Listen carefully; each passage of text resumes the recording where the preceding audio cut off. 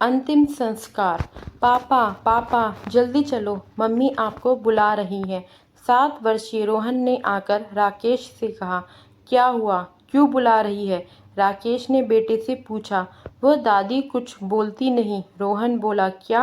राकेश परेशान हो अम्मा के कमरे की ओर भागा। क्या हुआ अम्मा को? उसने अपनी पत्नी सुमन से पूछा, जो कमरे में पहले से ही अम्मा के पास थी। देखो ना, अम्मा तो कुछ बोलती नहीं। राकेश ने अम्मा को हाथ लगा उठाना चाहा, मगर ये क्या, अम्मा के तन में कोई हरकत ही ना थी। हिलाया डुलाया, अम्मा अम्मा आवाज़ दी, पर कोई फायदा नहीं। अम्मा परलोक गमन कर चुकी थी। सुमन दहाड़े मार रोने लगी और राकेश से बोली, जाइए दोनों देवर जी को खबर करिए। हाँ, जा रहा हूँ, बोलकर राकेश बाहर आंगन में भागा और सबको अम्मा के कमरे में आने के लिए आवाज़ दी। राकेश की आवाज़ सुनकर सभी अम्मा के कमरे की ओर दौड़े। विमला देवी, हाँ ये नाम है अम्मा जी का। पति महेश प्रसाद बिजली विभाग में कार्यरत थे। 3 बेटे राकेश, रमेश, दिनेश और 2 बेटियां रुचि, रानी थीं। बड़ा सा घर था, खेती बाड़ी भी बहुत थी, रुपये पैसे की कोई कमी नहीं थी। तीनों बेटों की शादियां हो चुकी थीं। सुमन, रेनू, कंचन, तीनों बहुएं थीं। बेटियां अपने घर की हो चुकी थीं। 3 बेटे बहू, पोते पोती से भरा पूरा परिवार था अम्मा जी का। पूरे घर पर अम्मा जी का ही राज चलता था। सब लोग एक ही साथ रहते थे। कोई भी काम बिना उनकी मर्जी के नहीं होता था। पर नियति को अम्मा जी की खुशी रास न आई, या जाने किसकी नज़र लग गई। अम्मा जी की खुशियों को महेश प्रसाद जी हृदयघात से अचानक चल बसे। अम्मा जी पर मानो दुखों का पहाड़ गिर पड़ा। पिता के गुजरने के 6 महीने में ही तीनों बेटों ने घर का बंटवारा कर डाला। तीनों बेटों का पूरे घर पर कब्जा था और अम्मा जी के हिस्से में आई एक छोटी सी कोठरी, जहां उनका सामान पहुंचा दिया गया था। सामान के नाम पर था भी क्या, कुछ कपड़े और उनका बिस्तर। अब बेटे ही खेती बाड़ी का, राशन पानी का हिसाब रखते थे।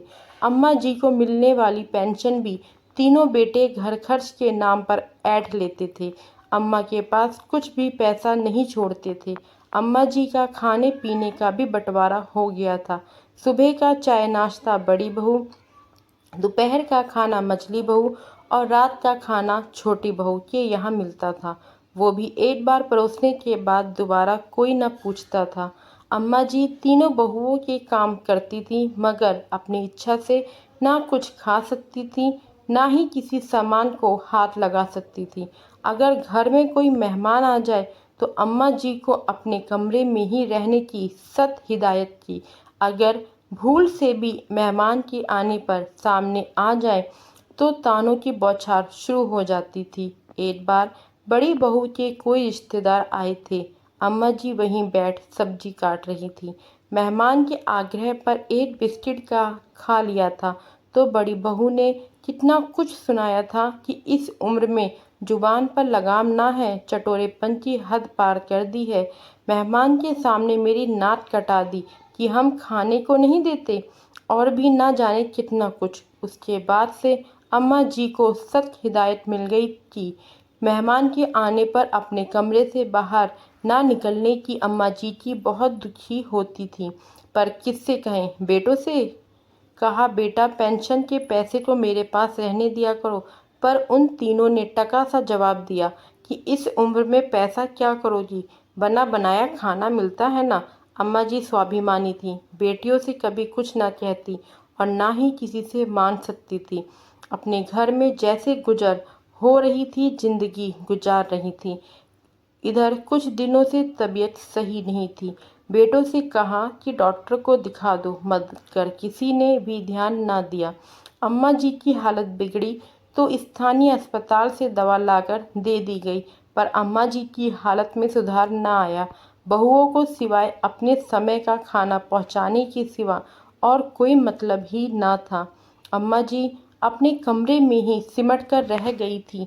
कभी कभार बेटे हालचाल ले लेते थे, पोते पोती भी कमरे में कभी कभार खाना जाकर खाना पहुंचा देते थे और बर्तन उठा लेते थे। बस इसके सिवाय कोई और मतलब ना था किसी को। आज जब बड़ी बहू चाय लेकर गई थी तो अम्मा जी की हालत देखकर अपने पति को बुला भेजी थी।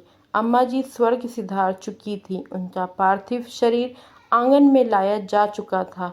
बेटियों को भी खबर पहुंचा दी गई थी। वह भी सपरिवार आ गई थीं। रो रो कर बुरा हाल था कि अम्मा मरते मरते मर गई, पर किसी से भी अपना दुख परेशानी नहीं बताई। ना ही हम लोगों के साथ रहने गई कि बेटी के घर रहना शोभा नहीं देता। अब अम्मा जी के अंतिम संस्कार की तैयारी होनी थी, पर कमरे के अंदर तो अलग ही कोहराम मचा हुआ था कि अंतिम संस्कार कैसे हो, कितना खर्चा होगा, कैसे किया जाए। तीनों बेटे बहू में बहस चल रही थी। राकेश, मैं तो कहता हूँ कि जितना भी खर्चा हो तीनों लोग बराबर लगाएंगे। रमेश, ना भैया, मेरे पास इतना ना है। मैं तो कहता हूँ कि कम से कम खर्चा करो। दिनेश, क्यों ना हम अम्मा को विद्युत शवगृह दाहगृह ले जाएं, जहाँ खर्च भी कम होगा। राकेश, अरे पर समाज बिरादरी में तो मुंह दिखाना है ना। अंतिम संस्कार का सामान, पंडित और भोज का खर्च मिलाकर कम से कम 70-80 हजार का तो आएगा ही। रमेश, पर अभी मेरे पास इतना पैसा नहीं है। आप लोग लगा दो, मुझसे बाद में ले लेना। दिनेश, मेरा तो काम अभी वैसे ही मंदा चल रहा है और अब तो अम्मा की पेंशन भी बंद हो गई, वो भी नुकसान हुआ। बाहर सब सामान के आने का इंतजार कर रहे थे और अंदर खर्च कौन करे, इस पर बहस हो रही थी। तीनों में से कोई भी खर्च करने को तैयार ही ना था। तीन बेटे मिलकर भी एक माँ का अंतिम संस्कार का सामान ना ला पा रहे थे। बहस की आवाज़ बाहर तक आ रही थी। दोपहर हो रही थी पर कोई नतीजा ना निकला। अम्मा जी का पार्थिव शरीर अंतिम विदाई का इंतजार कर रहा था। लोगों में कानाफूसी शुरू हो गई थी। तभी किसी व्यक्ति ने आकर राकेश को आवाज़ दी। राकेश को बाहर बुलाया गया।